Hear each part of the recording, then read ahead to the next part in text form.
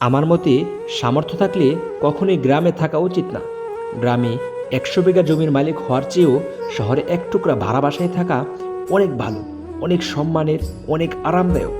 গ্রামে স্থায়ীভাবে বসবাস করাটাকে কোন সূচকে এগিয়ে রাখা যায় আসলে বলেন তো? এখানে বেশিরভাগ মানুষই হয় এতই টক্সিক যে তারা তাদের ব্যক্তিগত জীবনের থেকে আপনার জীবন নিয়ে বেশি চিন্তিত। আপনার চুল বড় কেন, অনার্সে পড়লেও মেয়ে বিয়ে দেয় না কেন, বয়স 25 পেরিয়ে গেলেও এখনও জব হয় না কেন, আপনার বেসমেট কেউ বিদেশে গিয়ে লাখ লাখ টাকা কামায়, আপনি এখনও পড়াশোনা করেন কেন, এসব আজগুবি বিষয় নিয়ে তাদের অনেক টেনশন। মাঝে মাঝে দেখবেন আপনার নিজের ফ্যামিলিও যেসব বিষয় নিয়ে চিন্তিত নয়, অন্যান্য মানুষ এর থেকে বেশি চিন্তিত। আসুন জেনে নিই গ্রামের টক্সিক বিষয়গুলোর আরেকটি বড় পার্ট হচ্ছে ঝগড়া। আপনি এমন কোনো বাড়ি খুঁজে পাবেন না যেখানে জায়গা জমি নিয়ে কোনো বিরোধ নেই। প্রত্যক্ষ বা পরোক্ষভাবে এই ফ্যামিলি সেই ফ্যামিলির সাথে কোনো না কোনোভাবে ঝগড়া লেগেই থাকে। 1 ইঞ্চি জায়গা নিয়ে মাথা ফাটাফাটি, অশ্লীল ভাষায় গালাগালি, মামলা মোকদ্দমা চলতেই থাকে। এইজন ওইজনের নামে গোপনে প্যাচ লাগিয়ে ঝগড়া বাঁধিয়ে দেওয়া, কাউকে পছন্দ না হলে তার নামে জায়গায় অজায়গায় বদনাম রটিয়ে দেওয়া, এমনকি বিয়ে আসলেও গোপনে প্যাচ লাগিয়ে দেওয়া গ্রামের বেশিরভাগ মানুষের যেন একটি নিত্যদিনের কাজ। গ্রামের বেশিরভাগ মানুষই এতটা অজ্ঞ যে তারা সফটওয়্যার ইঞ্জিনিয়ার বোঝে না, ইলেকট্রিক্যাল ইঞ্জিনিয়ার বোঝে না, এমবিবিএস ডাক্তারের মানে বোঝে না। তাদের কাছে সরকারি চাকরিজীবী মানে পুলিশ, হোক সেটা কনস্টেবল। তাদের কাছে সরকারি চাকরিজীবী মানে সেনাবাহিনী, হোক সেটা সৈনিক। আর একজন নার্সিংয়ে পড়া স্টুডেন্টকে যেমনভাবে ডাক্তার পাবে, তেমনি সরকারি মেডিকেলে এমবিবিএস পুরো কাউকেই সেরকমই পাবে।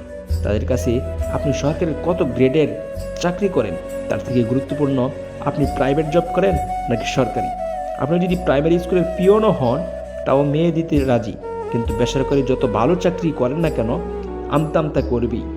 তাদের কাছে আপনার উচ্চশিক্ষা গ্রহণের থেকে আপনার যে বন্ধুর নাম বেশি, যে এসএসসির পর সৈনিক, কনস্টেবল এবং বিদেশে কোনো কাজে চলে গেছে, তাদের প্রতি তাদের বেশি আকর্ষণ।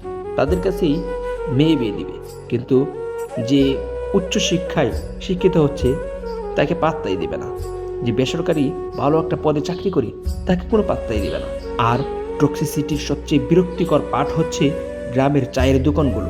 গ্রামের প্রতিটি চায়ের দোকানে চায়ের চুমুক উঠেই গিবত দিয়ে, যেখানে কার বউয়ের বাচ্চা হচ্ছে না, কার বউ প্রেগনেন্ট থেকে শুরু করে রাজনীতি, অর্থনীতি, খেলাধুলা, কোনোটারই গবেষণা বাকি থাকে না, যার অধিকাংশই আবার গুজব।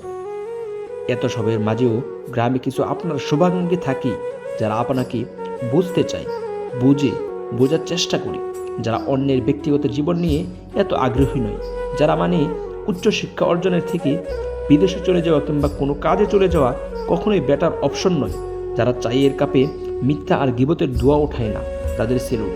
তারা আজীবন সম্মানপ্রাপ্য। জন্ম থেকেই গ্রামের পলিমাটি গায়ে মেখেও একজন খাঁটি গ্রাম্য মানুষ হয়েও এই কথাগুলো বলার একমাত্র কারণ তিক্ততা। কাউকে কষ্ট দেওয়ার জন্য লিখিনি। আমি জানি অনেক গ্রামের মানুষ আছে যারা শিক্ষিত, যারা বুঝতে চায়, যারা বোঝে,